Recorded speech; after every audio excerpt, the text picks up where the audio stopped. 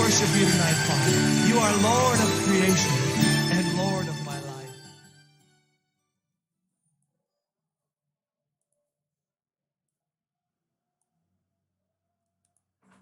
Bless God. Good morning, everyone.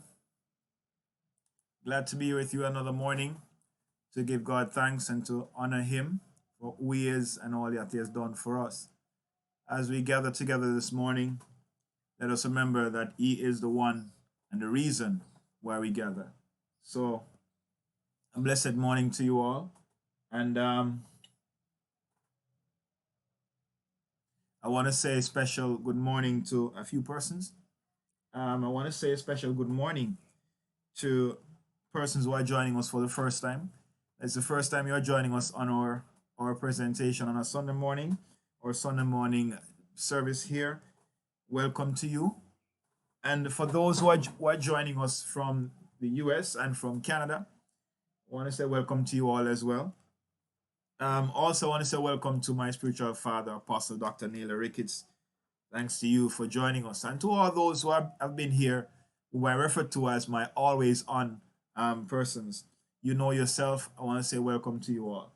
I asked a question in the chat. You would have seen it by now, that for those persons who have birthdays or anniversary or any special event in their lives, that you indicate in the chat, and I'll pray for you at the end of the broadcast. So if you have a birthday or any special event happening that has happened in your life in this month, that is happening in your life in this month, you share with us here in the chat, and I'll take time out to pray for you at the end of the broadcast. So go ahead and do that, and then we take it from there. I'm going to switch over now to the Word of God. We're going to be reading from the Word of God. So I want us to get ourselves all geared to hear from God's Word. So let's switch over to the Word as we read from Job chapter 28, from verse 1 to the end. All right? Job chapter 1 from verse 28, from verse 1 to verse 28. So Job chapter 28 from verse 1 to 28. All right, so it reads, "Surely there is a vein for the silver, and a place for gold where they find it. Iron is taken out of the earth, and brass is molten out of the stone. He setteth an end to darkness, and searcheth out all perfection. The stones of darkness and the shadow of death. The flood breaketh out from the inhabitants, even the waters forgotten of the foot. They are dried up, they are gone away from men. As for the earth, out of it cometh bread, and under it is turned up as it were fire. The stones of it are the place of sapphires, and it hath dust of gold. There's a path which no fowl knoweth, and which the vulture's eye hath not seen. The lion's whelps have not trodden it, nor the fierce lion passeth it. It putteth forth his hand upon the rock, and overturneth the mountains by the roots. He cutteth out rivers among the rocks, and his eyes seeth every precious thing. He bindeth the floods from overflowing, and the thing that is hid bringeth he forth to light. But where shall wisdom be found? And where is a place of understanding? A man knoweth not the price thereof, neither is it found in the land of the living. The depth saith, it is not in me, and the sea saith, it is not with me. It cannot be gotten of gold, neither shall silver be weighed for the price thereof. It cannot be valued with gold or Ophir, with the precious onyx of sapphire. The gold and the crystals cannot equal it, and the exchange of it shall not be for jewels of fine gold.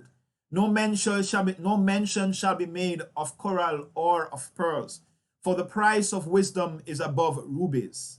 The topaz of Ethiopia shall not equal it, neither shall it be valued with pure gold. Whence then cometh wisdom? And where is the place of understanding? Seeing it is hid from the eyes of all living, and kept close from the fowls of the air. Destruction and death say, we have heard the fame thereof with our ears. God understandeth the way thereof, and he knoweth the place thereof. For he looketh to the earth of the earth, and seeth under the whole heaven. to make the weight of the winds, and he weighed the waters by measure. When he made a decree for the rain, and a way for the lightning of the thunder, then did he see it and declare it. He prepared it, yea, and searched it out. And unto man he said, Behold, the fear of the Lord, that is wisdom, and to depart from evil is understanding. Bless God. That's a reading from the Word of God from Job chapter 8 from verse 1 to verse 28. For me, I love this passage because it makes a declaration that I believe everyone needs to hear and everyone must hear. That he says in the very last verse, Behold, the fear of the Lord, that is wisdom. This is a declaration that I believe every man need to understand, every man need to take a hold of, every man need to hold on to, because this is a declaration that God makes to man. And we have to understand it, we have to hold on to it and know that what he says, this is it. From the last month, I've been sharing with you concerning that phrase, fear not. We talk about fear not throughout the month, and we share different aspects of that word, which is a word from God for comfort when he says, fear not. This month, I want to turn our attention to a different aspect of that concept of fear. And not in the context of saying fear not, but in the context of a positive expression of this word or of this concept. In essence, I want to speak to you, fear God and live. So last month we said fear not, don't fear. This month I'm telling you, fear God and live. Because in essence, the fear of the Lord is what we all need to learn. And we want to look at this concept and learn from it. Learn what it means. Learn in essence what this is saying to us. And so I take us to the book of Job as the starting point where we learn of the fear of God. Because in Job, I believe it is that one person in the Bible that the Bible speaks of him in such a way that we must take note of it. In Job chapter 1, it is in that passage that the word says that Job was a man that feared God. It says Job was a man that feared God. In Job chapter 1 verse 1, here's what it says. It says, there was a man in the land of Uz whose name was Job, and that man was perfect and upright, and one that feared God and eschewed evil. Here it tells us that Job eschewed evil. In other words, it's telling us that this man abhors evil. He didn't like it. He hated evil. He avoids it. He does everything within him to stay away from evil. In other words, Job made sure he lived life righteously. He did not like evil. He did not practice evil. He did not want evil around him. It was of such to him that when his sons and his daughters would have had their parties and their celebrations, and when the season of their parties were over, Job would have gone and made sacrifice for them before God. Because Job feared God. The Bible says he feared God. This concept of fearing God, I want us to understand what it means. I want us to delve into it and understand what this word carries, the very meaning of this word. And for us to understand the meaning of this word, we have to go back to the original language. You see, one of the things is, persons might find it, a bit tedious. And some persons find it bothering when we dig into the very history of the word itself and go back to the original language. Because they would think that, well, this is too much for me. Just give me the simplicity of the word. But I can tell you this, friends. If you are going to understand the essence of the word of God, if you're going to understand God's message, if you're going to get a full understanding of God's message, we have to learn to go back to the very word that God used, the very essence of the original language. Because what we have today is a translation. And we have to know that when it comes to translation, there are aspects of the original language that our English language does not convey or will not be able to convey because it's a total different language. When you go from language to language, sometimes you lose the essence of what the meaning is in the original language, because one language doesn't carry the same connotation or cultural concepts that are there in the original language. So languages are spoken within the context of culture. And so there are cultural aspects that get lost when you go from one culture to another. When you go from one language to another, certain cultural aspects are going to get lost because there are some things in that culture which does not correlate to the culture to which you are translating. And because of that, you tend to sometimes lose certain cultural contexts that you would have to have in order to fully understand what the message is saying. It is for that reason that it is always sometimes important, it is always important to go to the original language. And the thing is, in this day and age of information, we don't have to go learn the Hebrew language. We don't have to go learn the Greek language to understand what the Greek original text says, because there are so many books out there. So many persons have gone ahead to do all that work and then present it to us. Now we can go to those books, those lexicons, those dictionaries, and find out what the original word means. This is something that we have to learn to do and not to be fearful of doing, because if we're going to understand the fullness of God's message, we have to go back to that original language. I believe, and I'm not the only one who believes this, the word bears this out, that the Hebrew language is the very first language. It's a language God spoke when he created the world. And you know, and I've shown on many occasions where this is so. And you would have asked, you know, I listened to a rabbi. The presentation was making, I was listening to his presentation. And in his presentation, he asked the question, what was the first thing God created? And person was saying light, heaven and earth, and all sorts of different things. And he says, if you go to the original text, the very first thing that God created is et. And that word et is basically the first letter of the Hebrew alphabet and the last letter of the Hebrew alphabet. And that first phrase of Genesis chapter 1, in the beginning God created, Bereshit, bara Elohim. The next word after that is et. So it's Bereshit, bara Elohim, et. So it's saying, in the beginning God created et. What is et? Aleph, Tav, the first letter of the Hebrew alphabet and the last letter, which is Tav. So he explains and he says, that indicated that the very first thing that God created was the alphabet. Well, that's what he explained. And as he went on his presentation, it becomes apparent that this must be so, because he says that the things that God made are framed from the words that God spoke.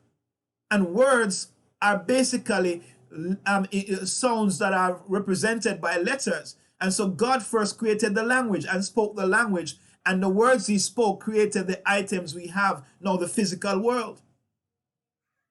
That bears out in it. Now, without even going to explain in detail all about that, just to show you that there is an understanding among the rabbis of the Jewish nation that this is so. And you could research that yourself to see that that is what they believe. Now, friends, it is also believed that the Hebrew alphabet, the Hebrew language, the alphabet of the Hebrew language is the very DNA of creation. That's what is believed by them, the DNA of creation. So we know that by virtue of God putting these letters together and speaking that word, it creates what is. All right. And so that's a belief that is held by them. And so therefore, we have to understand then that if we're going to understand the essence of what God has created and his word that he has written to us, we have to go back to the original language. So do not become weary when you hear teachers talk about the Greek word, the Hebrew word. Don't let that be a strain upon you, because it is something that you have to grasp and go back to if you want to fully understand the message. And so we are living in the day of information, and so this is where we have to be at that place where we don't get too impatient about having information, because information right now is what will keep us from being destroyed. And the Bible says getting that knowledge is what will prevent you from being destroyed. That knowledge will keep you from being, wiped over and walked over by the enemy, because you know you're right, you know your position, you know who you are. And this is a knowledge that sometimes get lost in the maze of all the various traditions that we may have. But we have to now go back to the core to understand who we are, whose we are, and what we're about, what we're here for. All of this can be learned when we go back to the original message. We'll see the essence of who we are. There's so much to learn from these original languages, friend. So today we want to look at the word fear and understand what the word fear means and what that word conveys, what that concept conveys to us. If we understand this, friends, it will be something that we will not be, treating with lightness, as how we treat with lightness right now the issues concerning reverence for God. As we talk about the fear of the Lord, it is reverence for God that we are really talking about. Whether or not you reverence God, whether or not you have reverence for the God you serve, whether or not you fear God enough to walk the path he has assigned to us as his people. So here, friends, as we look into the book of Job, and as we see in the book of Job that Job made here a few statements concerning wisdom. And the first thing Job asks of wisdom is down in the verses, is in the chapter. He says in verse 13, he says, and there was no, I'm in the wrong chapter. Go to Job chapter 28. I'm still in Job chapter 1. Sorry. Job 28 and verse 1. Let's slide down to verse 13. Or let's go back before verse 13, a little further up into verse 9, and let's see. All right. He starts off by saying, he putteth forth his hand upon the rock. He overturned the mountains by their roots. He cutteth out rivers among the rocks, and his eyes seeth very precious things. He bindeth the floods from overflowing, and the thing that is it bringeth he forth to light. But where shall wisdom be found? And where is a place of understanding? You see, our friends, Job is asking a question.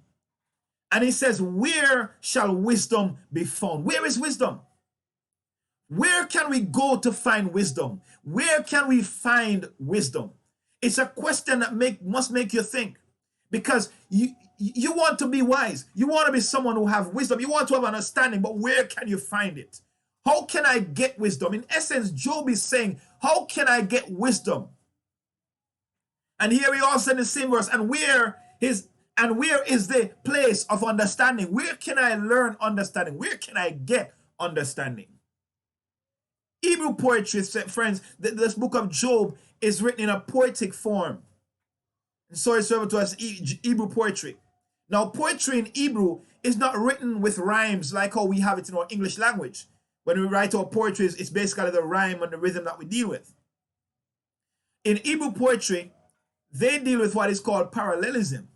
So it's two thoughts aligned side by side. And so you'll have one thought first and then another laying parallel beneath it. So it's parallel, they are basically parallelism that they use in their poetry. So here in verse 12, you have a phrase. It says, but where shall wisdom be found? First phrase. The second phrase, and where is the place of understanding? Now, the thing about Hebrew poetry is that these phrases, when you align them to two thoughts, when you align them together, they can either be saying one state the thing and the other say the same thing in a different way. Or you might have the two phrases, one says something and another says the total opposite. Or you might have one statement says one thing and the other statement explains it further or simplifies it. So you have these various ways that they place these two thoughts side by side. In this text here in verse 12, where he says, but where shall wisdom be found? And where is a place of understanding? Here we see him line two thoughts side together. But what he's doing actually is telling you the same thing in another way. Because he says, where shall wisdom be found? And where's a place of understanding? It's the same thing he's saying, but he's saying it in a different way.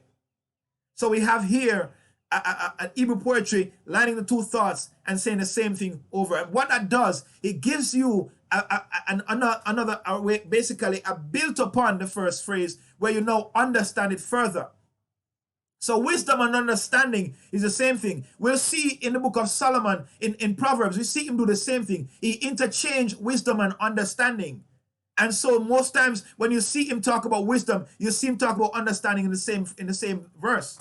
Because what he's doing, the same thing Job is doing here. He's aligning them side by side and he's lining them up in parallel. And one thought is the very same thought said in the next phrase.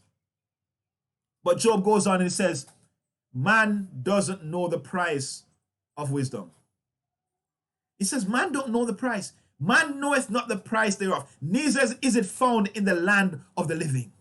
In other words, you could search out the land of the living, you will not find it. You can search too, you will not find wisdom. It's not found in the land of the living. That's not where it's found. And Job is progressing in thought here in this chapter. He's progressing downward and he's saying here, the depths said, it is not in me. And here again you find another reference and he says, the sea said, it is not with me. The depth and the sea, the same place. Same thing he's talking about. So he's saying here that the sea is declaring that this wisdom is not in me. You could search out the depths of the ocean, you won't find it. It's not in the ocean. It's not in the sea. So Job is progressing in thought here. He says, where can we find wisdom? And he begins to go through and highlight some various places where we may search for wisdom. But then he says, it's not found there. It's not found with man. It's not found in the land of the living. Man don't know the price of wisdom. So it's not found in the land of the living. You see, man searched throughout the earth and he knows where gold is. He knows where topaz and sapphire. He knows where to find these precious stones and these precious metals. He knows where to find them. But Job says, wisdom is not found in the land of the living. So you can't go digging down a mountain to find wisdom. And he says, you can't go to the depths of the sea to find wisdom because the sea says, I don't have it. It's not in me. It's not with me. Let's go on because Job is going to answer this question. But let's go on to see how Job queried this concept of what fear, where can we find wisdom. In verse 14 or 15, he says, it cannot be gotten for gold. In other words, you can't buy it. You cannot buy wisdom. You can't buy it with gold. You can't exchange it for gold. Neither shall silver be weighed for the price thereof. Wisdom is priceless. It's telling us that wisdom is priceless. You cannot find it by paying for it in gold or silver. So Job says, man, this is priceless. You can't find it by paying for it in gold. You can't have it by paying for it in gold. No matter how rich you are, no matter how much gold or silver you have, that won't get you wisdom. Wisdom cannot be purchased. You cannot buy wisdom. You cannot purchase wisdom. Wisdom can only be had in one way, and Job tells us. Now, friends, here we go down to verse 16. He says, it cannot be valued with gold, with the gold or fear. And so he goes through these precious stones and these precious silvers, and he says, these stones, they're not equal to it. You can't exchange it for them. He says, no mention shall be made of coral or of pearls, for the price of wisdom is above rubies. Rubies is an expensive stone. But he says, wisdom is above the price of rubies. He says, the topaz of Ethiopia shall not equal it, neither shall it be valued with pure gold. He asks a question again. Whence then cometh wisdom? If all of this cannot get us wisdom, if we can't find it by digging down the mountains, we can't find it by going to the depths of the sea, if we can't find it by paying for it with gold and silver and precious stones, where then can wisdom be found? And where is a place of understanding?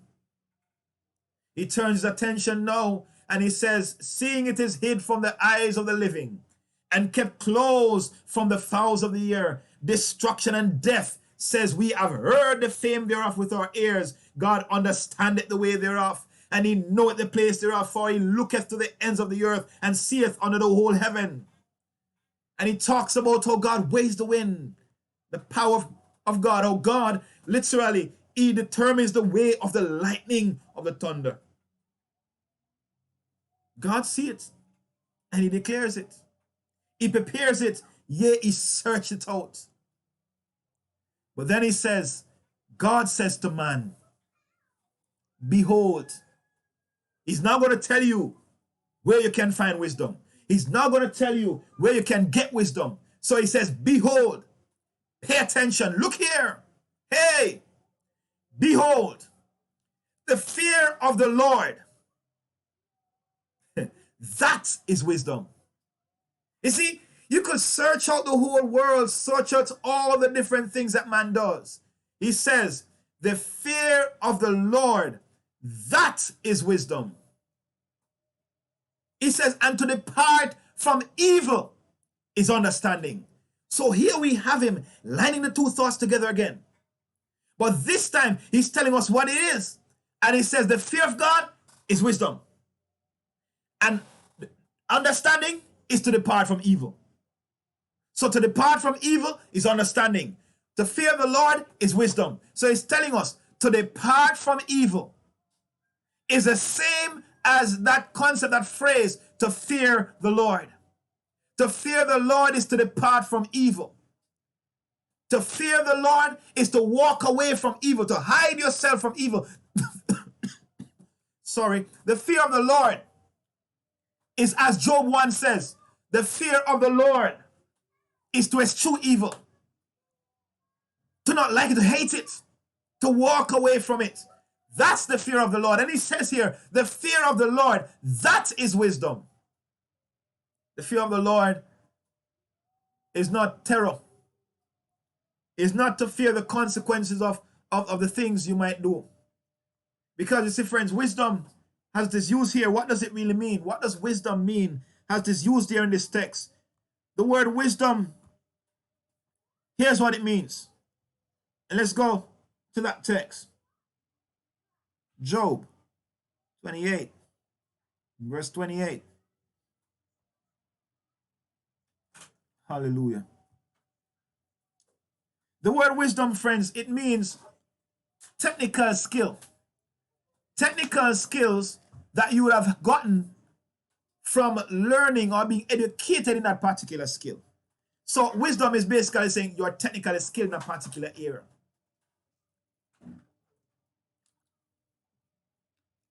So, when Job says that the fear of the Lord, that is wisdom, Job is saying to us that for us to have technical skills, for us to be skilled in a particular area, for us to be skilled in a particular thing. For example, when God instructed Solomon, or rather David, and then Solomon building the temple, when God gave instruction as to how the temple was to be built, he specified how things were supposed to be done, but he also specified who was supposed to do it. And in the Bible, it says that men who were skilled in the craft of dealing with gold and all of that, they were skilled in these different crafts. Those were the ones who were gotten to work on the temple. So in essence, that is telling us these men were wise. For example, the man who crafts the gold, he has wisdom in dealing with gold. The man who made the different items in the temple, for example, the Ark of the Covenant made of wood and covered in gold, and the patterns that are grafted on the gold or engraft on the gold. These men were skilled in working with these metals, and so they're referred to as being wise in that respect. Now, the word wisdom also speaks to experience. It means they have experience in a particular area or a particular skill. The same word also means shrewdness, having a particular intelligence and of how to deal with things. So shrewdness is not necessarily trickery.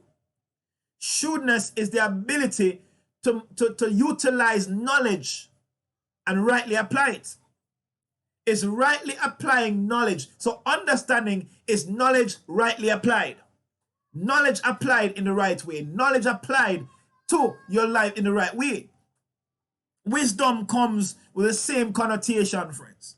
So wisdom is using knowledge in the right way and rightly applying knowledge. If you know how to make pudding, you know that you have the information, you have the recipe and everything, but then you have never actually taken that recipe and made pudding, then we can't say that you understand how to make pudding. Because having the knowledge of the recipe is one thing. Now, applying that knowledge is another. Because wisdom or understanding is the proper application of knowledge. Until you apply the knowledge, you can't say you're wise. And those of us who would have gone to school and done the theory in a particular field or skilled area, we do the theory. We do not yet understand the things fully until we begin to practice that theory. So if you're in school practicing woodwork and how to deal with wood or how to craft wood, they first teach you the theoretical part of the whole vocation. They teach you the theories. And then they take it to the practical. But the sad thing is, there are some persons who would have scored A+ in the theory. And when it comes to the practical, they are scoring C's and B's. And you wonder why. Because, you see, learning the theory of a skill is not the same as applying that skill that you've learned or the knowledge that you've learned. So there are persons who are good at absorbing information. There are persons who are really good at absorbing information. But then when it comes to rightly applying that information, they have a problem because the application of knowledge, rightly applying knowledge, is a skill. It's not just because you have the knowledge doesn't mean that you know how to use it. Well, I was listening to a broadcast the other day, and the gentleman asked the question, why would a business person go out of his way to go do a research in a community and spend thousands of dollars to do that research? Why would he spend so much money to do these surveys? And the question asked, well, the reason given is that this particular business person is seeking leverage in the market. He wants leverage. In other words, what he wants to understand the market, and understanding the market and having that knowledge as to what the market needs, what the market is really desiring. When he has that knowledge, he knows what to go get, what to put out there in the market, because you can't just come to a market and assume that people need pen. If you come to the market and think that, oh, people need pen, and you go buy millions of pen, but then when you open a shop, your shop selling pens, you only sell 5 a day or maybe 10 a month, and you have millions in there. Now that's a waste. That's money that's piling down there that doesn't go anywhere. But when you have a survey of the market, you survey the marketplace, and from that survey, you gather information, and from that information, you gain knowledge as to what the market desires. Now, that knowledge is of no use to you if you don't then take that knowledge and go apply it by getting what the people need and then offering it in your store. So you see, that's what wisdom is. Wisdom is getting that knowledge and then applying it rightly. And I have to use that word rightly because knowledge is not always applied rightly. Job hinted to that in his book when he says, the fear of the Lord, that is wisdom. But then he says, to depart from evil is understanding. So Job is telling you that departing from evil, that is what the fear of the Lord is. Now this word that we're looking at, this word called fear, it is practically the same word, the same word that we're looking at when it says fear not. But this word here in the scriptures is used in 5 different ways. The first way, it is used in reference to the emotion of fear. The emotion of fear. When we think about the emotion of fear, it is an example of this is the Jews in how much they fear the fire on Mount Sinai. That story is found in Deuteronomy chapter 5. But also, you can see that in how they also at Mizpah, when they heard that the Philistines were mobilizing against them, they were fearful. That's the emotion of fear. So there are instances in the scripture where the emotion of fear is seen. But predominantly, this concept of fear is mostly used in the scriptures to show forth the intellectual anticipation of evil without emphasis upon the emotional reaction. So in the scriptures, you'll see many references to this, where persons are saying they are afraid because it's not referring to the emotion of fear as much as it's referring to the consequence that will come as a result of doing that which they are fearful of doing. For example, when Jacob was in Laban's house and he was about to leave Laban's house, Jacob says, and that's it, that story is found in Genesis chapter 31. Jacob said to Laban, let's see what he says. He says to Laban in Genesis 31, verse 31, Jacob answered and said unto Laban, because I was afraid, for I said, peradventure, thou wouldest take by force thy daughters from me. So Jacob is saying here that I was afraid. Why? Not so much, it wasn't referring to the emotion of fear that Jacob was feeling. He says, I was afraid because peradventure I'm thinking that you would have taken your daughters from me. So he didn't want to lose his wives, which he had gotten from Laban, which were Laban's daughter. So he was afraid of losing them. And so that fear of losing them is a fear of the consequence why Jacob decided to leave Laban's house and not tell Laban. That was why he would have done that. So he's saying that I was afraid because I'm thinking that you may take back your daughters. So I left without telling you I'm leaving. So friends, there are several other instances where this word would have been used in that context. A fourth way this word is used, it refers to righteous behavior or piety. Righteous behavior or piety. This is in the context where it's used in the sense of reverence or awe. So when you talk about reverencing somebody, you're talking about having awe towards someone. That is the same word used in that context. Also, it is used to refer to formal worship, formal or religious worship. So those are the 5 ways that this word fear is used. This word fear, basically, it means to be afraid. To be afraid or simply to be terrified. To be terrified of something, to be terrified of someone, to be terrified of a consequence that you may meet or face. It means to have reverence for, to feel terror, to have holy fear. That's what the word means.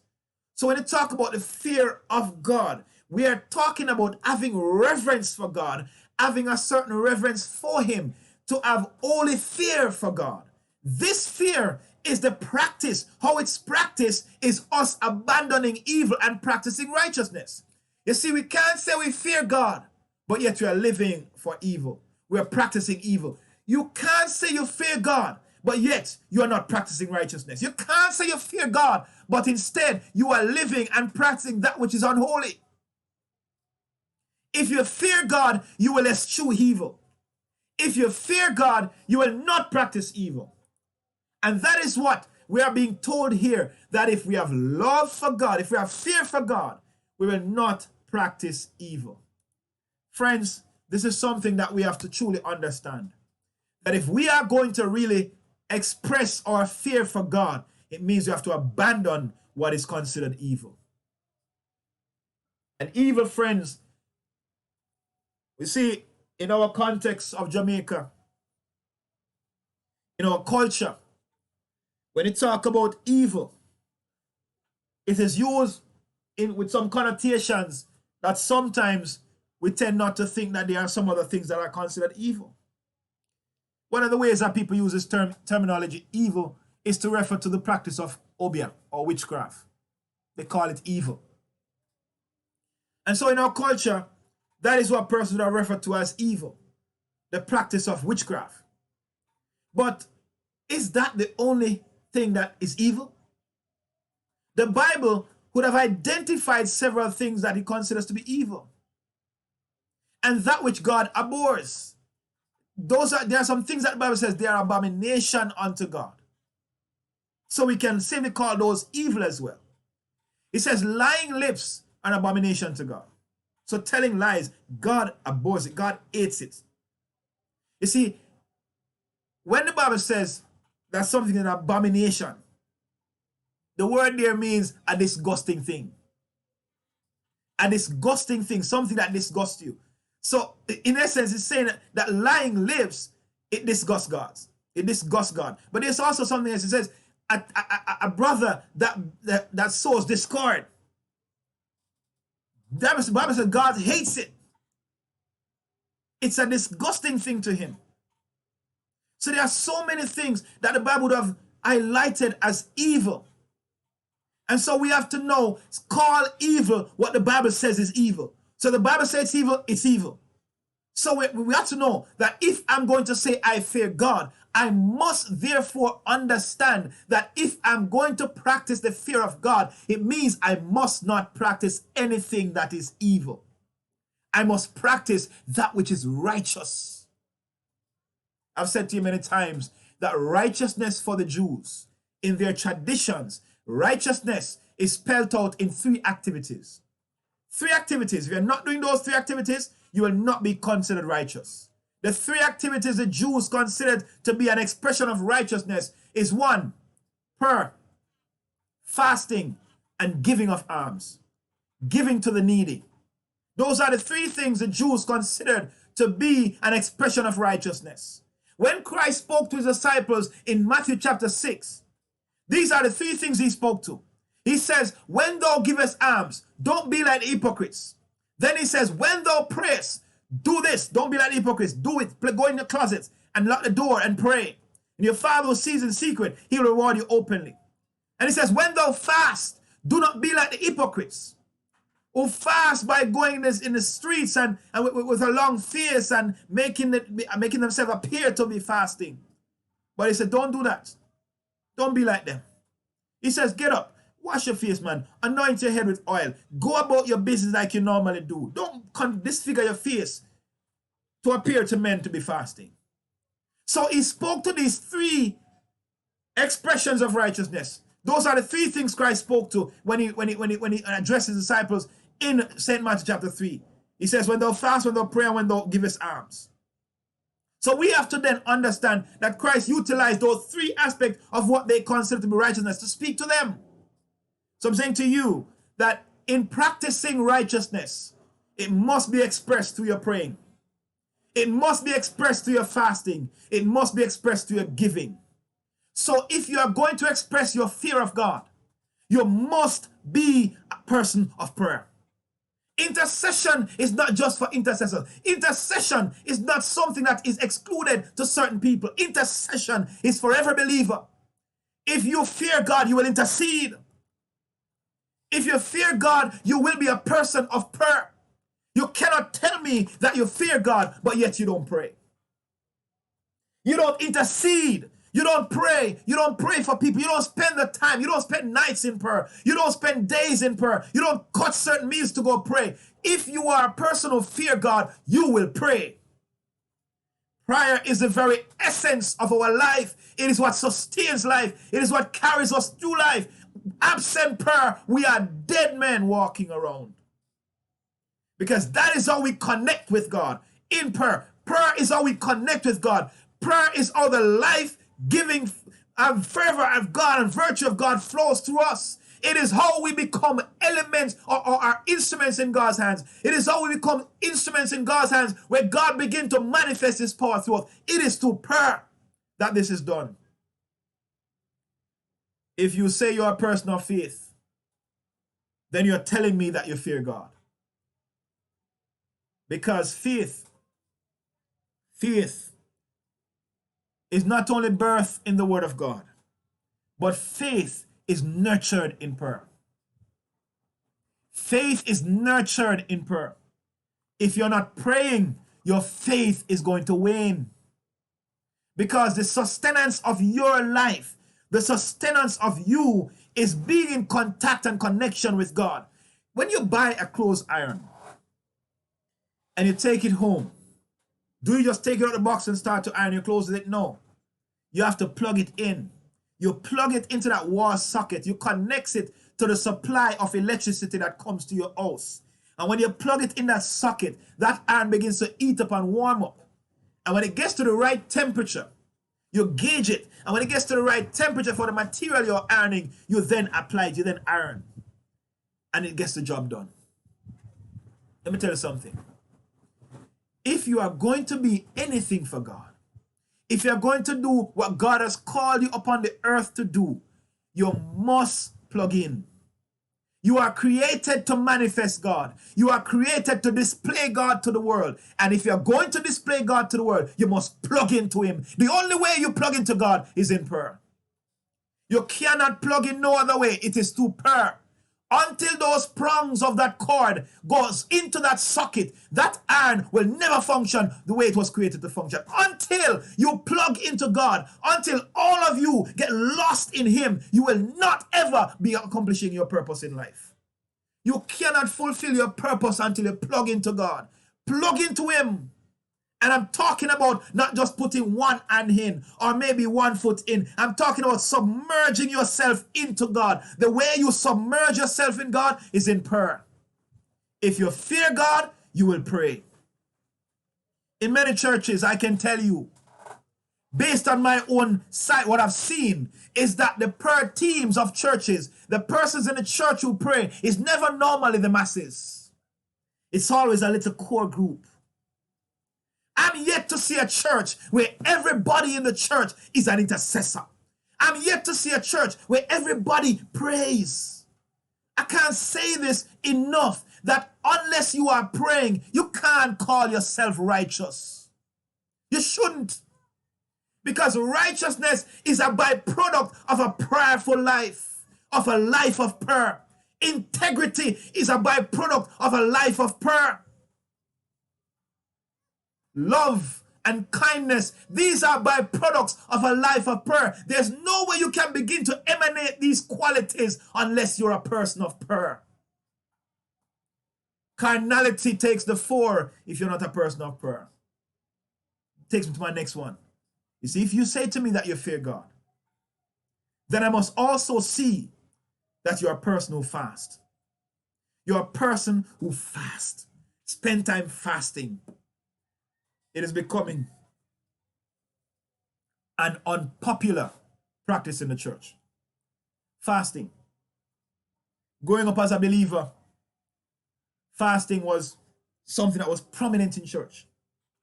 So prominent that every week you had to spend time fasting. As a young believer, the person who was counseling me every week when we met, the question was asked, did you fast this week? Because we had to practice it. We had to fast every single week, not as a church only, but as an individual. Individually, we had to fast at least one day out of the week. My love for fasting came out of that. My love for spending time before God came out of that. Now I'm saying to you, if you are going to tell me that you fear God, you must be a person who fasts. You pray and fast. It can't be that the only time you fast is when a church call a fasting. No. Fasting, friends, is me giving up my physical desires for spending more time doing my spiritual desires. Giving rise to my spiritual desires. So if I'm going to fast, it means I'm going to fast. Let's say, for example, I'm fasting from food. It means I'm denying my body of food. And I'm going to spend that time that I would have spent eating, I'm going to spend that time praying and communing with God. I'm going to spend that time talking with God. I'm going to spend that time reading the word and talking with God. I'm going to spend that time submerged in God. The times I would have spent eating, that's going to be spent praying to God. It is said that in any given day, we spend more than 4 to 6 hours eating. Or in other words, the proper terminology is we spend 4 to 6 hours around food. Because breakfast is going to take you about 1.5 hours to 2 hours. Because you have to prepare it. Then you eat it. Lunch is the same thing. And dinner is the same thing. So basically, on average, you're spending 2 hours each time around food. So 6 hours out of the day, at least, you're spending around food. For some of us, it's much more than that. But friends, 6 hours out of a day, if I'm spending 6 hours around food in the days, then it means if I'm going to be fasting, it means I'm going to give up those times and spend those times with God. That's 6 hours out, at least 6 hours out of my day. So if I'll be preparing breakfast now, I'm going to spend that time praying. The time preparing it and eating it, that's time spent in prayer because I don't need breakfast. This is my breakfast. So I am denying my flesh what it desires so that I can give rise to my spirit desires, to what my spirit desires. And as I do that, my spirit man becomes stronger. It becomes more alive. Lastly, friends, if you're going to tell me that you fear God, if you're going to tell me that you fear God, then you must be telling me that I'm a giver. I am a giver. If you are not a giver, then don't tell me that you fear God. Because the Bible says, the fear of God, that is wisdom. Who is a giver? I want to tell you, friends, if you go through the scriptures, you'll find 4 types of giving talked about in scriptures. 4 types of giving. There's a giving of tithe. There's a giving called first fruit. There's a giving that's called free will. And then there's a giving that's called almsgiving. Now, tithe is giving 1/10 of your income. And the Bible says, give tithe of all. It's not just tithe of your money. It's tithe of all. All. So, I tithe of everything I possess, I own. So, even your clothes. How did the Jews practice tithing? The Jews, they practice tithing of everything they have, even from their cattle. So they're herding cattle. And how they do this is that they'll have a gateway, like a passageway through which the animal pass. And there'll be someone standing right at the gateway. And he stands right there, and every animal that passes, he counts them.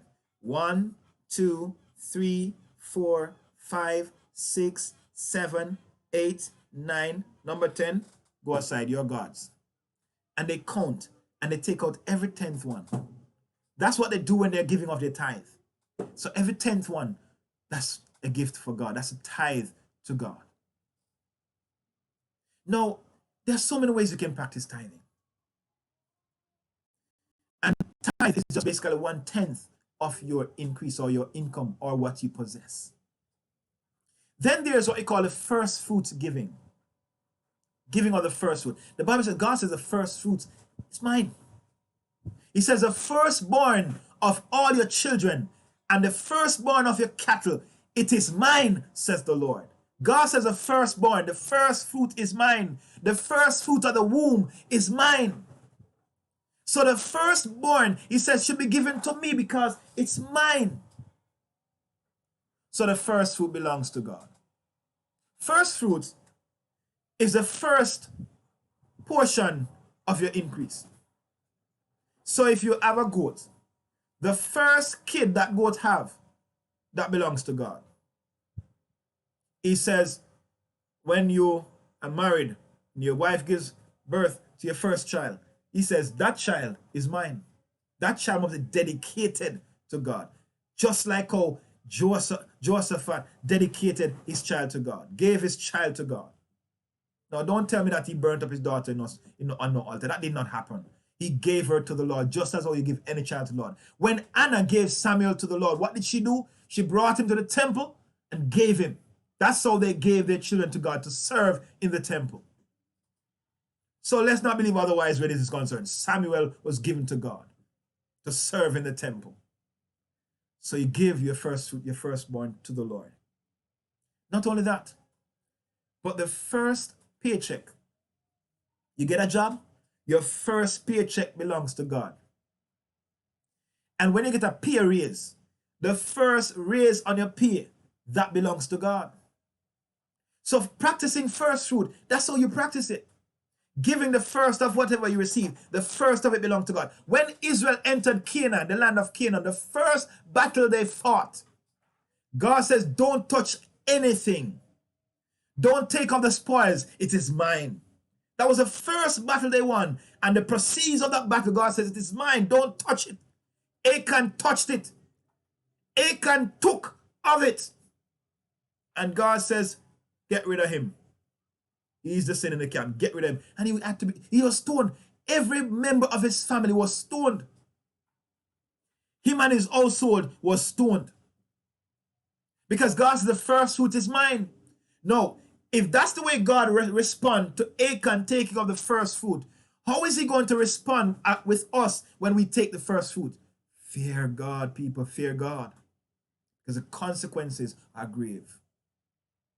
So, fear of God, that is wisdom.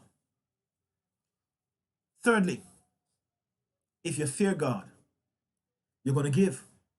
You're going to give tithe. You're going to give of the first fruits. But you're also going to give to the poor. You're going to give to the poor.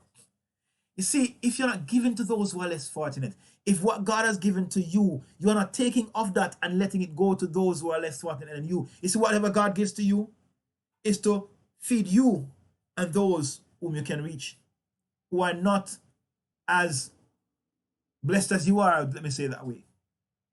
So if you are getting this amount, it's all those who are below you who are getting this amount. They are supposed to benefit from you. They are supposed to be blessed by you. You are supposed to bless those around you. God said to Abraham, in you shall all the nations be blessed. How can all the nations be blessed through Abraham? He has to be a giver. He has to be a giver. What God has given to him must be distributed to the rest of the world. He has to be a giver for the world to be blessed by him. And giving alms is how God blessed the world through us. So if you're not giving alms, don't tell me you're a giver. You can't tell me. If you're not giving free will offerings, that which you're determined to give to God, not because it's a tithe, not because it's first fruit, not because it's given to the poor, you just give it because that is you of your free will decides to give this to God.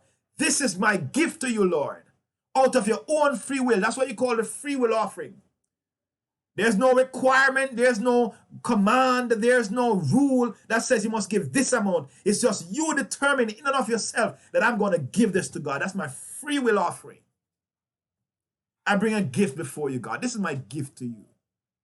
These 4 types of giving is what we must practice. If you're not practicing these 4 types of giving, don't tell me you're a giver. Because if you're only practicing one, don't expect to be blessed by God immeasurably.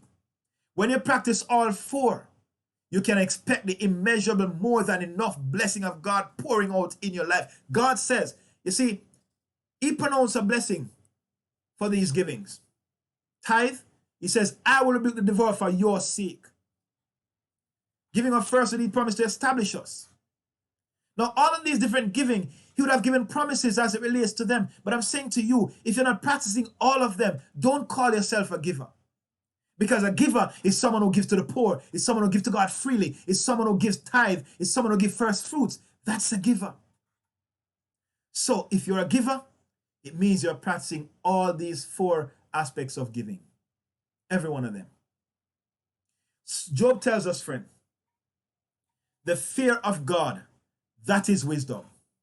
I'm saying to you this morning, just like Job says to you, the fear of God, that is wisdom. That is wisdom. That is what is going to make you wise. Solomon puts it another way. He says the fear of the Lord is the beginning of wisdom. That's where wisdom starts. If you don't fear God, you'll never be wise. No matter how much knowledge you get, you'll not be wise, because wisdom begins with the fear of God. David said the same thing. The fear of the Lord is the beginning of wisdom in Psalm 111. And in Proverbs 9, Solomon echoed the same phrase. The fear of the Lord is the beginning of wisdom. If you're going to be wise, if you're going to be technically skilled, it begins with the fear of God. Don't tell me that I can be wise in a particular craft without fearing God. No. It begins with the fear of God. I can have the knowledge. I may be able to get certain experiences. But when it comes to wisdom, being wise in a craft, it begins with fearing God. A man who fears God is a man you can't hold back. The Bible says, fear God and you will live peaceably. So understand this, friends. If we want to be wise, if we want to experience the wisdom of God, we must learn to fear him. Fear him. Hallelujah. Bless the Lord. I like that comment. Fear God, not the pastor. I love that comment. We're not called to fear man. We're called to fear God. If you're giving your tithe because of the pastor, I would advise you, it's best you stop. You give because you fear God. You pray not because someone tells you to pray. You pray because you fear God. You fast because you fear God. It is your fear of God that should drive you to practice these things, not your fear of man. I remember I was passing a church some years ago, and an elderly lady, she came to church at a crusade and she got saved. And she lived just across the road from the church. And there was a brother in the church who, he worked with me, a very hardworking brother. And he would have, from time to time, always been there for me. So whatever I needed done, I could always call Brother Evan and say, Brother Evan, do this for me. He was always there. He was like my armor bearer. He stood by me through everything.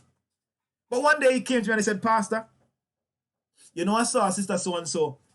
And when she saw me, she was smoking. And when she saw me, she took the cigarette and hid it behind her. And he said to her, sis, I know me of you hide from.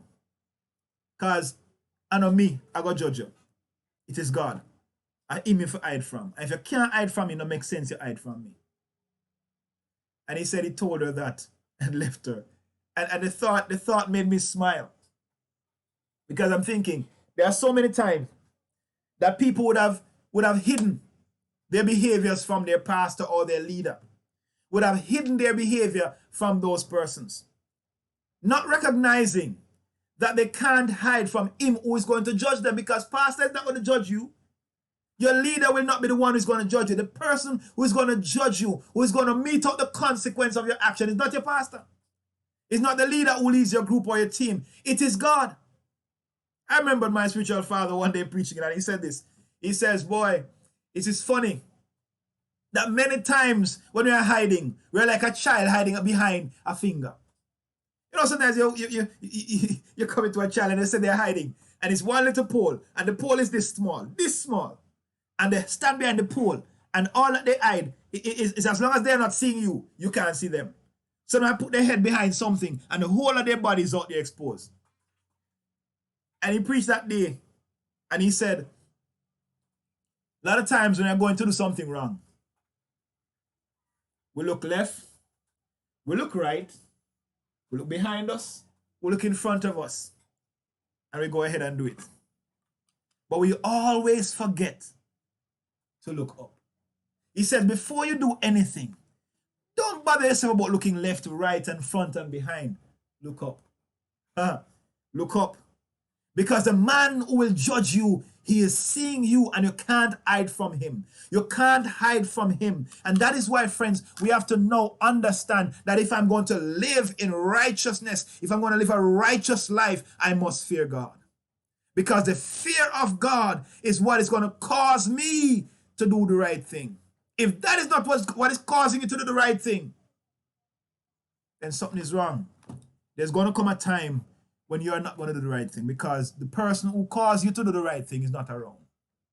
If God is a reason you are doing what you're doing, you'll never hide. You never walk away from it, because God is seeing all. If he is the reason why you're praying, if he's the reason why you're giving, if he's the reason why you're fasting, then I can tell you this, you'll never stop. Because you are giving, you're tithing, you're giving to God. All of that you're giving, you're doing it because of God. So you will not say like some people, oh, I'm not give my money to church. Oh, I'm not give my money to this. I'm not give my money to that. Because if that is why you're giving, well, might as well you stop. But if you're giving to God, if you're giving because of God, if you're giving because you fear God, then I can tell you this, you'll reap the reward, and the rewards are without measure. The rewards are without measure. God gives without measure when you begin to give because of him. Bless the Lord. Hallelujah. Today, I want to implore you, do not be someone who fear men. Fear God. There are many times we do things because we are afraid of the consequence that men will give up to us. One of the things that Jacob said to Laban in his discussion with Laban, he said to him, Laban, had it not been for God and your fear of Isaac, you'd have sent me away empty. A very profound word Jacob spoke to me. Jacob said, if it wasn't for God and the fact that you are afraid of my father, you would have sent me away empty. Laban was afraid of the consequence he would have made if he had dealt unrighteously with Jacob. He was afraid of Isaac because he knew who Isaac was. This was a man who had conquered nations. Nations were afraid of him. His father conquered nations. 5 nations came against him, he conquered it. This was no simple man to deal with. His household was huge. Because he was now the head of the family of Abraham. So all that Abraham had, he was now the head of it. So all the servants Abraham had were now his servants. So Laban was afraid of Isaac. Why? Because he knew if in trouble Isaac's son and misbehave with Isaac's son, Isaac got to deal with him. So him no bother try to do nothing against Jacob. He tried to be as good as he can be and sneakingly do unrighteous things against Jacob. So Jacob says, if it wasn't for God and your fear of my father Isaac, you'd have sent me away empty. So there are persons who are afraid of men. They're afraid of what man can do to them. The Bible says, don't be afraid of what men can do to you. Be more afraid of God. Your fear must be towards God, not man. Fear God and live. Hallelujah. Bless your word to our hearts today, Father, and glorify yourself through us. Bless the Lord. I want to turn our attention now to those persons who would have been celebrating birthdays and anniversaries, etc. this month. This month, being the month of May, we have persons celebrating birthdays I see here, and I'm not seeing any anniversaries.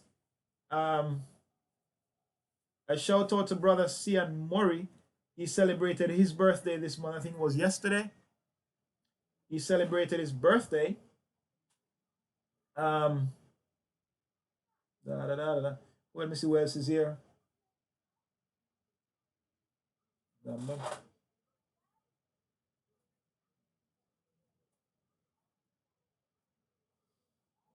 Okay. All right. So I see our sister wants to pray for her husband who is away from her during this time.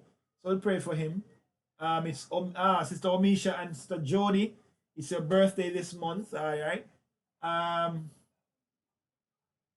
Bless God. Yeah, Sister Murray. It's your husband's birthday this month. Baba. All right.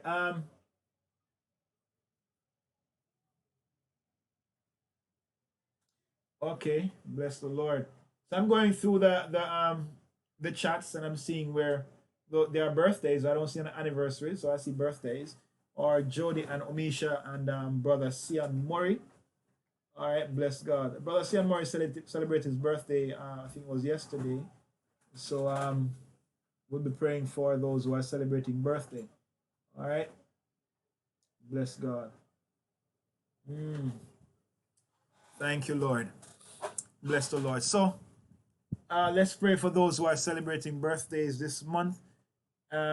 Specifically, Brother Cian, Sister Omisha, and Sister Jody. And also want to pray for Brother Lawrence. He's away from his family at this moment in Canada. He's away working. And so we want to pray for him that God would keep him safe and that God would continue to pour out of his blessing and his favor upon his life. Amen. Bless the Lord. Let's pray.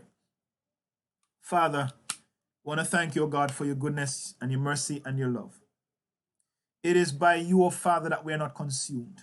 It's because of you that where we are alive today and can open our mouth and call you Father. Father, you have blessed us beyond measure. You have blessed us beyond the reservations. And so, God, today as we come before you, we yield all to you, O God. Every facet of our lives, we yield them to you right now. I lift before you right now, Father, those of our family at New Hope who are celebrating birthdays, or Brother Cian, Sister Omisha, and Sister Jody. Father, We pray that God, in this time of a new year in their life, that Father, you'll begin to open new doors for them. Open new doors, new opportunities, Father, and cause that, Lord, as they step through these doors, that, Lord, they'll begin to learn of you and your favor towards them, of your special love that you have towards them. Your word declare that you rejoice over us with singing at the mention of our name. Father, may this be brought home to their hearts, that you have loved them with an everlasting love, and with loving kindness have you drawn them to your bosom. Father, may your love be so evident, oh God, to them, that, Lord, they'll live and go through this time period giving glory and honor to your name. Father, everything arrayed against their lives right now, we ask you to strengthen their hands, strengthen their feet, oh God, to rise above them all, to walk upon them all, and to walk over them, Father, in bringing glory and honor to your name. Father, I pray, oh God, that through your Holy Spirit, you'll also strengthen their resolve, oh God, that they'll stand on your word in every situation, that they'll stand on your word, Father, and declare your words over their lives and over their situations in the name of Jesus. We commit Brother Lawrence into your hands right now, Father, and we pray that, God, right now, your protection will be over him. When he goes through those fields, oh God, you'll be over him. You'll be with him in the name of Jesus. No danger will befall him. No harm will befall him, Father, just like your word says, that as he walks through these various parts of his job, that God be protected by your hands and by your spirit in the name of Jesus. We pray, God, that he'll continue to be a witness to those with whom he works. A witness, oh God, of you. A witness, oh God, of your power in the name of Jesus. We give you thanks for his life. And we ask, Father, right now, that you continue to be over his family right now, God. Cover them, oh God, with your blood. Cover them with your presence in the name of Jesus. Live there and dwell there with them, Father. And everything that is not according to you, oh God, every spirit that is not according to you, Father, we drive them out from among them now in the name of Jesus. Let your will be done in his family and in his life in Jesus' name. We give you thanks, Father, in Jesus' name. Amen. Amen. Bless the Lord. Hallelujah. Thank you very much for being here with us today and for sharing with us in this time before God. Fear God and live. Fear God and live. Live the life that glorifies him. Live the life that brings praise to his name. Live the life that is righteous. Do the right thing always because you fear God. If you don't do the right thing, you're going to face God. So instead of facing God as a judge, fear God and face him as a father in the name of Jesus. Hallelujah. Blessed be the name of the Lord. Have a wonderful day. Do enjoy the rest of your day. And do remember to spread the love and spread the care of God around those who are with you. Have a blessed day, friends. God bless.